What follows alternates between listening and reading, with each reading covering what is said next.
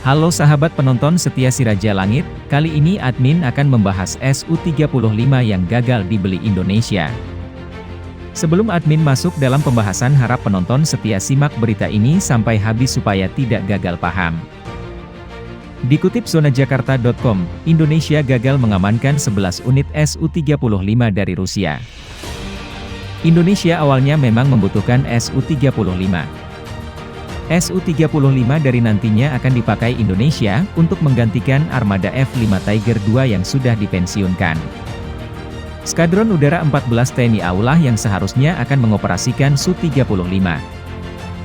Tapi semuanya gagal karena Amerika Serikat mengeluarkan larangan pembelian Su-35 bagi Indonesia.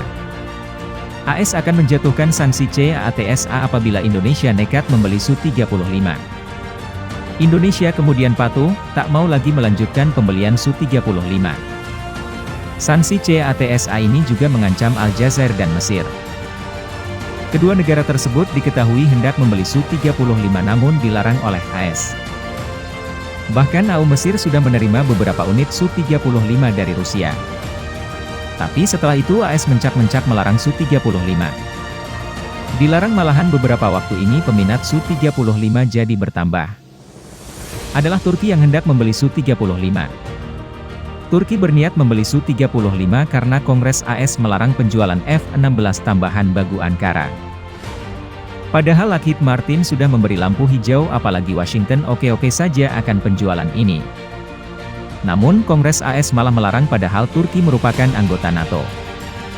Dikutip dari Defense Security Asia, Turki sengaja ingin membeli lagi F-16 agar mendapat fasilitas EMLU Fighting Falcon.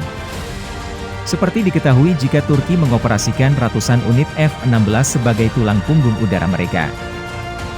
Turki menginginkan setidaknya 40 unit F-16 Viper untuk memperkuat barisan udara mereka. Tahu hal ini Yunani protes, meminta Kongres AS menghentikan proses pembelian F-16 Viper Turki.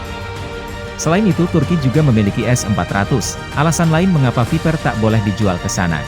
Ketegasan AS dalam melarang negara di dunia memiliki Su-35 rupanya karena ulah Rusia sendiri.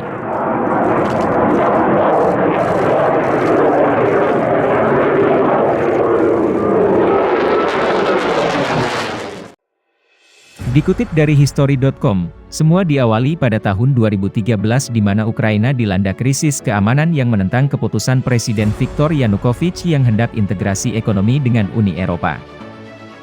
Situasi tambah pelik lagi saat parlemen Ukraina melengsarkan Presiden Yanukovych dari kursi presiden pada Februari 2014.